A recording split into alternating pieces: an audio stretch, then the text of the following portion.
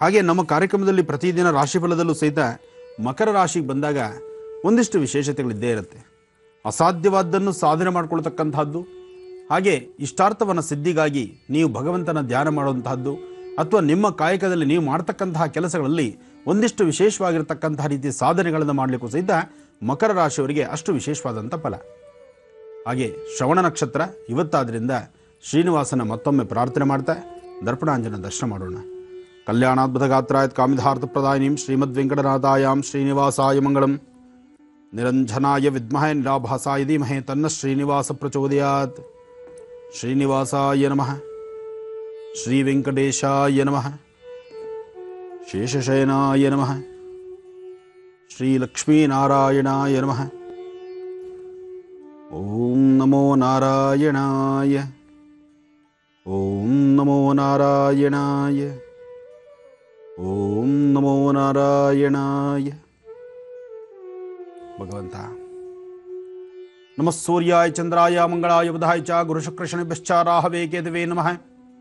ಮೃತ್ಯುಂಜಯಾಯ ರುದ್ರಾಯ ನೀಲಕಂಠಾಯ ಶಂಭುವೇ ಅಮೃತೇಶಾಯ ಸರ್ವಾಯ ಮಹಾದೇವಾಯ ತೇ ನಮಃ. ಆದಿತ್ಯಾದಿ ನವಗ್ರಹಗಳನ್ನು ಪ್ರಾರ್ಥನೆ ಮಾಡ್ತಾ ರಾಶಿಫಲದಲ್ಲಿ ಮೊದಲನೇ ರಾಶಿ ಮೇಷರಾಶಿ.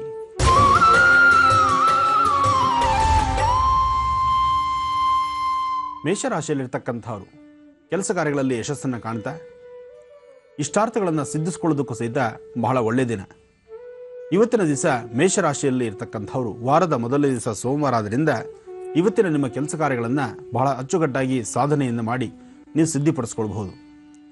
ವಿದ್ಯಾರ್ಥಿಗಳಿಗಂತೂ ಬಹಳ ಒಳ್ಳೆಯ ದಿನ.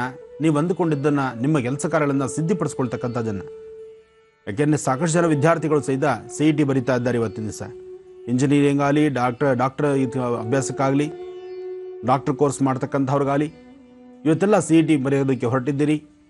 ಖಂಡಿತ ನಿಮ್ಮೆಲ್ಲರ ಜೀವನದಲ್ಲಿ ಒಂದು ಯಶಸ್ಸಿರಲಿ. ನೀವು ಅಂದುಕೊಂಡಂತಹ ನಿಮ್ಮ ಕೆಲಸ ಕಾರ್ಯಗಳಲ್ಲಿ ಸಿದ್ಧಿ ಆಗುವಂಥ ರೀತಿ ಭಗವಂತ ಒಳ್ಳೇದು ಮಾಡಲಿ. ಅದರಲ್ಲಿ ಮೇಷರಾಶಿಯವರಿಗೆ ಒಂದಿಷ್ಟು ಲಾಭವೇ ಸಾಕಷ್ಟಿದೆ. ಅದರಿಂದ ಮೇಷರಾಶಿಯಲ್ಲಿರ್ತಕ್ಕಂಥವ್ರು ಇವತ್ತಿನ ದಿವಸ ಆದಿತ್ಯ ನಾರಾಯಣ ಅಂದರೆ ವಿಶೇಷವಾಗಿರ್ತಕ್ಕಂಥ ಆದಿತ್ಯ ಅಂದರೆ ಸೂರ್ಯನಾರಾಯಣ ಅಂತಹ ಸೂರ್ಯನ ಇವತ್ತಿನ ದಿವಸ ಪ್ರಾರ್ಥನೆ ಮಾಡ್ತಾ ಬೆಳಿಗ್ಗೆ ಮನೆಯಿಂದ ಆಚೆ ಹೊರಡುವಂಥ ಕಾಲ ಸೂರ್ಯ ನಮಸ್ಕಾರ ಮಾಡ್ಕೊಂಡು ಆಚೆ ಹೊರಡಿ ಸಾಕಷ್ಟು ಅನುಕೂಲ ಆಗುತ್ತೆ. ಸ್ವಲ್ಪ ಸಮಯದ ನಂತರ ಮತ್ತಷ್ಟು ವಿಚಾರವನ್ನು ತಿಳಿಸ್ತೀನಿ.